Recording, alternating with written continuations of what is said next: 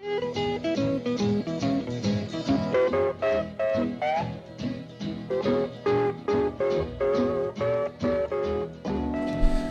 hour of the Howie Carr Show is brought to you in part by Liquor and More, with 5 locations, including South Yarmouth. Liquor and More, a proud supporter of life's memorable moments.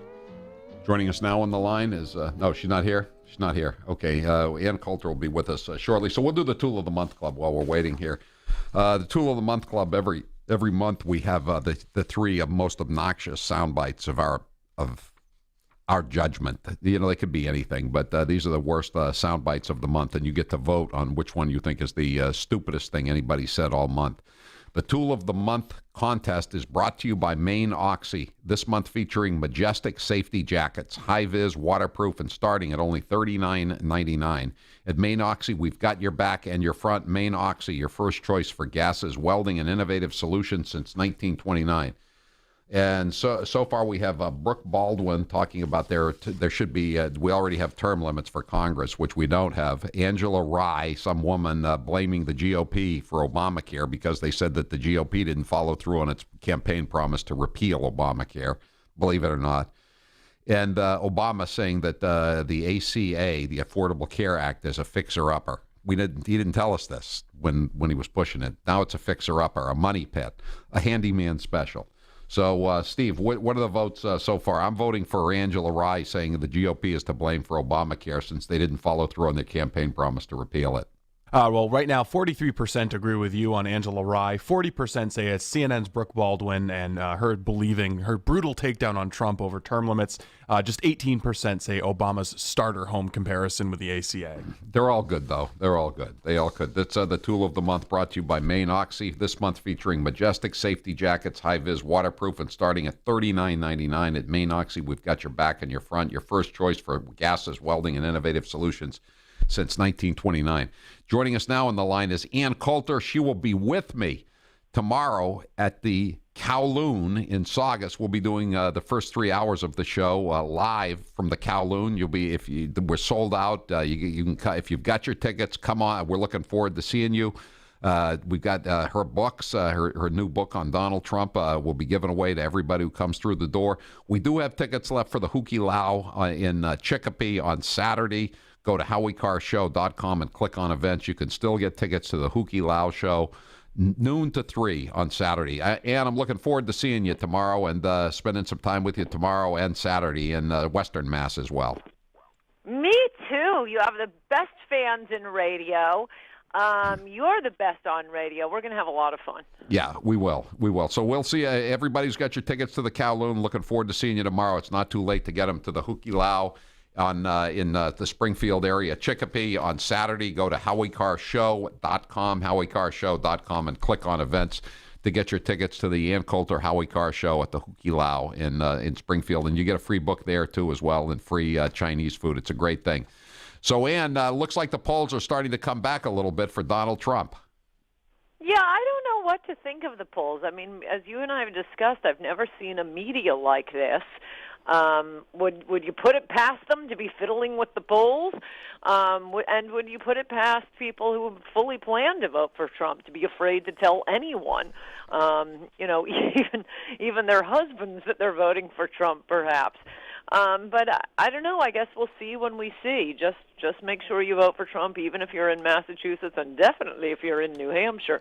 But the popular vote will make a difference too. I'm not sure. I'm usually the optimistic one, but I'm not sure there's much point to what you or I do if Trump doesn't win. On the other hand, for those of you who are going to keep fighting, it'll at least be worth having a popular vote to show that it wasn't his issues. I mean, it obviously was not his issues, but that's going to be the battle if Trump does not win, and I'm feeling good about a Trump win. But they're going to say, after doing all this nonsense about his hot mic tapes and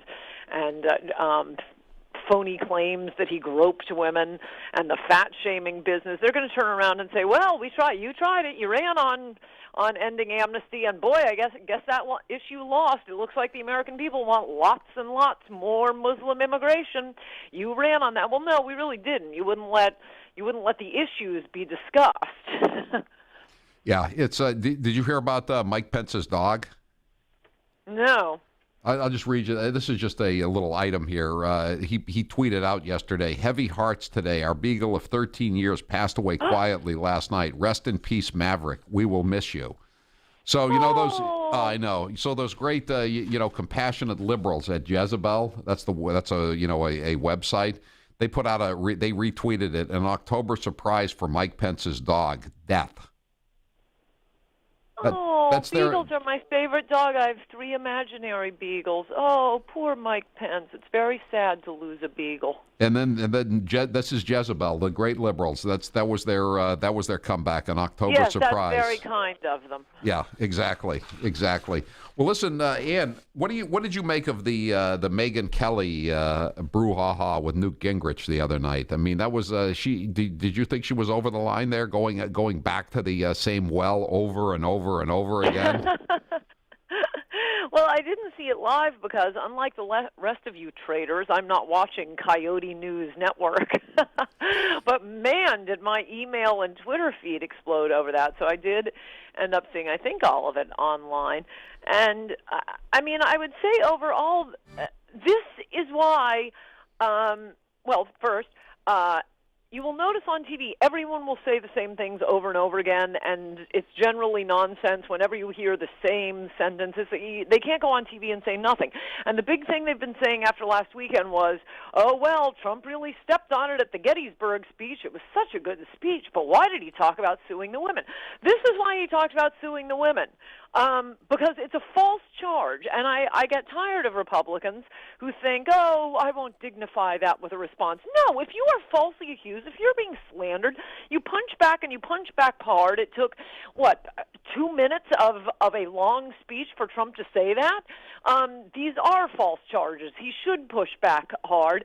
And the point I'm getting to with Megyn and Newt here is, as if the media would be talking about anything else anyway. Right. Well, the thing is, though, it gives them the excuse. It's like at that. It's like at the debate. But it's like the debate. I mean, when he said about it anyway. When he said rigged, I mean, you just knew immediately that it didn't matter that he was winning the debate fairly convincingly. That's just what they were going to concentrate on was rigged. Even though every Democrat in the world, including Kerry, including Obama, including Hillary Clinton, has mentioned elections being rigged. Suddenly, it became a big issue that they're constantly contesting them. Right. That's what I mean. It's unbelievable. It's like having, I don't know, Jack the Ripper complain about other people trying to kill him. They're always, I can't think of an example of a Republican challenging election. The last one was Bob Dornan, and that election was stolen from him. That was, 20, 30 years ago? Since then, John Thune, Republican, had from North Dakota, had an election stolen right out from under him. It was absolutely clear. They just started manufacturing ballots from an Indian reservation. He went to sleep and there aren't that many people in North Dakota. Or wait, is he North or South Dakota? I think it's North Dakota, but I'm not sure. I should know this, but okay. But anyway. One of the Dakotas. Yeah. The one Daschle was from. South Dakota. South Dakota. Yeah, I'm sorry. Yeah. Okay, sorry about that. South Dakota. He went to sleep that night having Thune was ahead by like 900 votes. I mean, this is recent history. Wakes up the next morning and, oh, look at all these absentee ballots we found. We just manufactured from an Indian reservation. And, of course, how do liberals respond to that?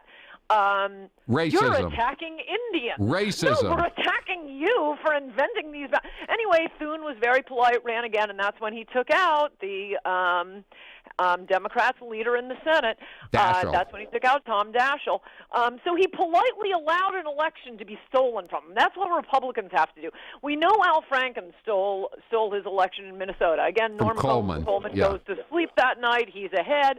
Suddenly, all these Democratic districts start finding more and more ballots. And, of course, since then, we found out that more than 1,000 felons voted in that election. Al Franken was the 51st vote for Obamacare, wrecking all Americans' health care currently.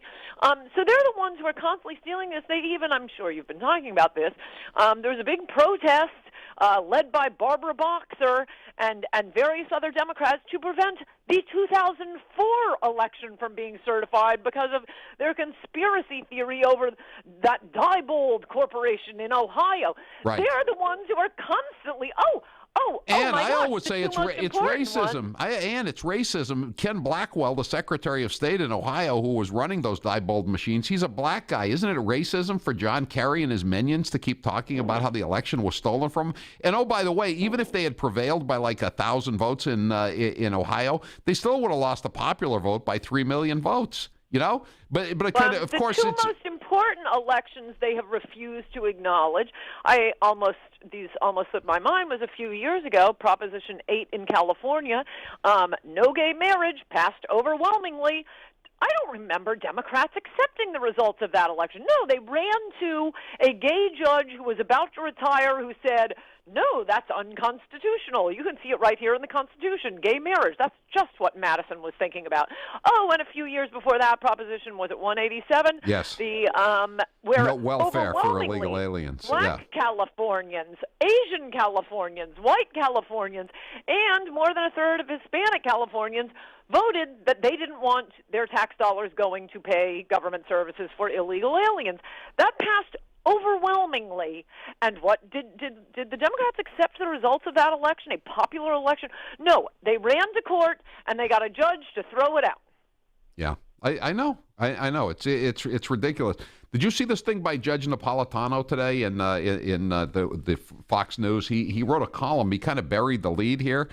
And he said that when the FBI agents interviewed Hillary Clinton right before Independence Day this year, she had the four-hour interview, and she said she couldn't remember anything because of her falling on her head. Did you see this? Oh, right. They sought to obtain the medical records to verify the gravity of her injury and whether she'd been truthful with them. And Comey said, no, you're not going to get her medical records. So they decided to go around Comey. They went to the intelligence community and said, can you pull her medical records off the internet?